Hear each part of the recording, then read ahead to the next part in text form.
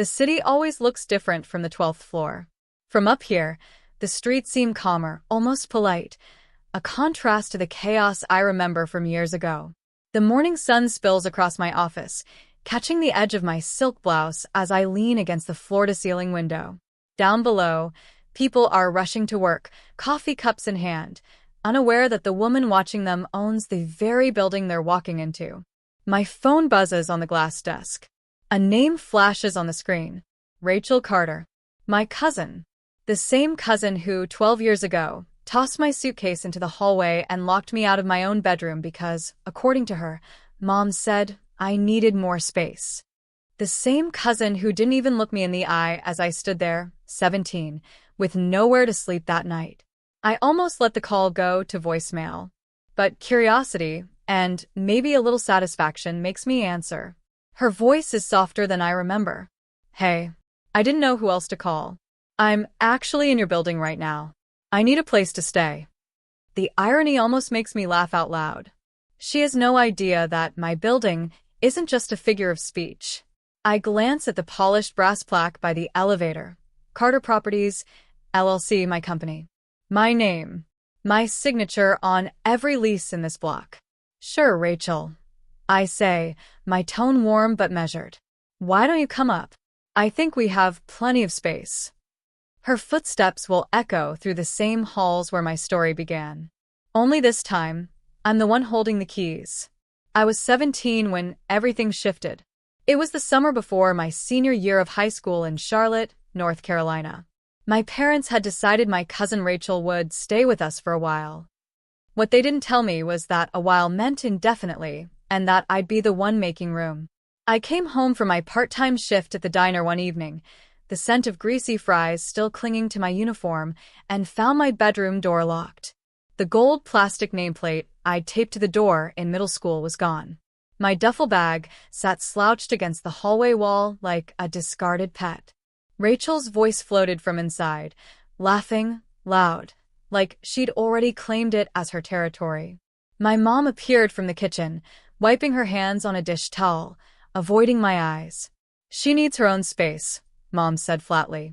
You can take the pull-out in the den. I stood there, fingers tightening around the strap of my bag, the blood pounding in my ears. The den didn't even have a door. I'd lose every ounce of privacy.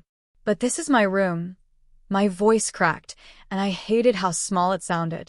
Mom sighed. Rachel's been through a lot. Be understanding, Claire. Understanding. That word burned worse than anything else. That night, lying on the thin pull-out mattress, I stared at the ceiling fan spinning lazily above me. My hands shook, not just from anger, but from the gut-deep realization that no one was coming to defend me. The only light in that darkness came from Grandma May. She called me the next day after hearing about the arrangement. Her voice was like warm honey over the phone. Baby, sometimes life will shove you out of your comfort, but that's where you learn to stand on your own feet. When I told her I had $240 saved from the diner, she chuckled softly. It's not much, but it's a start. I've got something for you. She handed me a small silver key on a ribbon the next time I visited her. Not to anything real, she said, but to remind you, one day you'll have keys to doors no one can take away. 2 weeks later, after Rachel accidentally spilled soda on my textbooks, I stopped waiting for things to get better. I took my savings, my key, and the belief that I deserved more, and I left. The night bus out of Charlotte smelled like diesel and old gum, and my heart was pounding so hard I thought the whole bus could hear it. But there was something else, too, a spark I'd never felt before. Freedom. When I stepped off that bus in Atlanta, I had one duffel bag, a silver key around my neck, and no plan beyond don't go back. The first week was brutal. I stayed at a budget motel that smelled faintly of bleach and cigarette smoke, paying by the night until I found a room to rent in a cramped apartment with 3 other girls.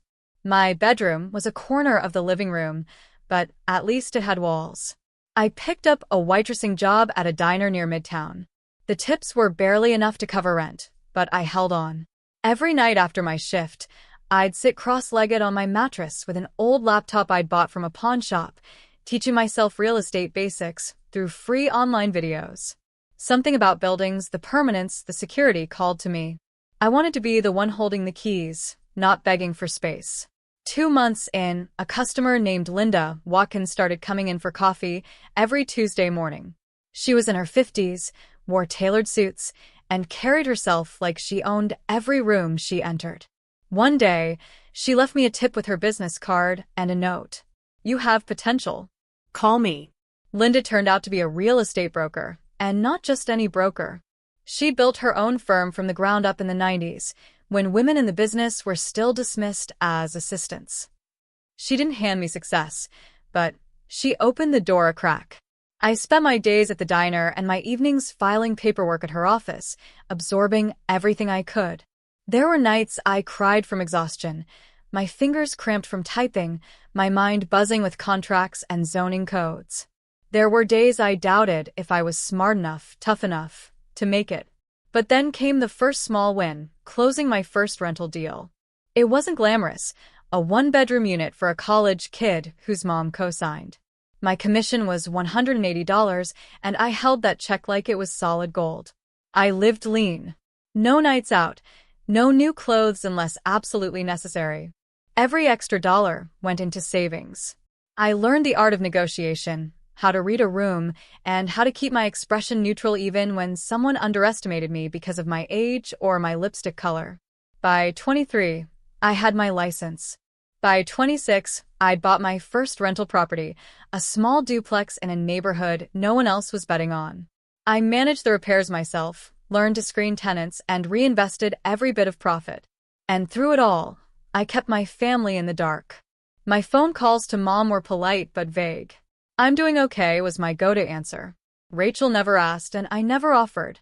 No social media bragging. No look at me now posts. My wins were mine alone, tucked away like the silver key still hanging from my neck. Because deep down, I knew there would come a day when revealing the truth would mean something. And when that day came, I wanted it to be unforgettable. Rachel stood in my office doorway, her hair frizzed from the humidity, clutching a tote bag like it held the last pieces of her dignity. I hadn't seen her in nearly a decade, yet the sight of her made 17-year-old me stir inside. The girl with a duffel in the hallway, trying not to cry. "This place is wow," she said, stepping inside. Her eyes darted to the leather chairs, the gold-framed artwork, the soft Persian rug under her sneakers. "So, you work here?" I smiled, watching her take it all in. "I do more than work here." Before I could explain, my assistant knocked gently and entered with coffee. "Claire, the contractor for Unit 7A needs your approval on the renovations." Rachel froze. "Unit 7A. Just leave the file on my desk, Madison," I said. "I'll sign after this meeting." Rachel sat across from me, perching on the edge of the chair. "Meeting? Are you busy?" "I can." I leaned forward. "Rachel, I own this building. And the one across the street. And the two on either side. Everything you walked past on your way here? It's mine." Her mouth parted slightly, the way people look when they're not sure if they're being pranked. "You own it? Like all of it? Every apartment, every office space, every parking spot in the garage." I rested my elbows on the desk. "Carter Properties, LLC. Recognize the name?" Her eyes flicked to the plaque by the door, then back to me. The silence stretched, heavy with disbelief. "How?" she finally asked. I tilted my head. "Remember when you took my room? When Mom told me to be understanding?" I left with $240 and a key on a ribbon. I built from there. Her lips pressed together. She looked down at her tote bag, fiddling with the strap. I didn't know things were so bad for you back then." "You didn't care," I corrected gently. "But that's okay. I stopped expecting you to." She flinched slightly at the words. "I'm not here to fight. I lost my job. My lease is up. I don't have anywhere to go." I leaned back, letting her words hang in the air. Outside, the city's traffic hummed like background music to this moment I'd imagined for years. "Funny," I said, "how life works. 10 years ago, you had the power to decide where I slept. Now, I decide where you live." She blinked hard. "Are you saying you won't help me?" I'm saying, I replied, that I will, but not without conditions. This isn't a handout, Rachel. You'll pay rent. You'll sign a lease like anyone else. And you'll keep your unit in better condition than you kept my old room. A soft laugh escaped me before I could stop it. And for the record, you'll be living in the smallest unit in the building. Consider it poetic symmetry. Her cheeks flushed. You don't have to do that. I don't, I agreed. But I will. Because sometimes, Rachel, the only way people learn respect is to live inside the consequences they built for others. She sat in silence, and for the first time, I saw something real flicker across her face. Maybe humility, maybe regret. Finally, she nodded. Okay, I'll take it. Good, I said, sliding a lease agreement across the desk. Welcome to Carter Properties. As she signed her name, I felt no gloating, no urge to rub it in. Just a quiet satisfaction, the kind that comes from standing on the other side of a storm, knowing you built the shelter yourself. Rachel came back the next morning with a small suitcase and eyes that looked as if she hadn't slept. Madison had already prepared the keys, a single silver set on a plain key ring, nothing like the ribboned one Grandma May gave me, but symbolic in its own way. We took the elevator to the 6th floor. The hallway smelled faintly of fresh paint, the light catching the brushed chrome numbers on each door. I stopped in front of 6B, the smallest unit in the building. Rachel glanced at me. This is mine. If you sign a lease and agree to my terms, yes. She exhaled, the sound sharp. Okay, what are they? I leaned against the wall, crossing my arms. First, you'll pay rent. Fair market value. No family discounts.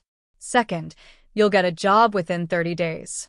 Doesn't matter where, as long as it's honest work.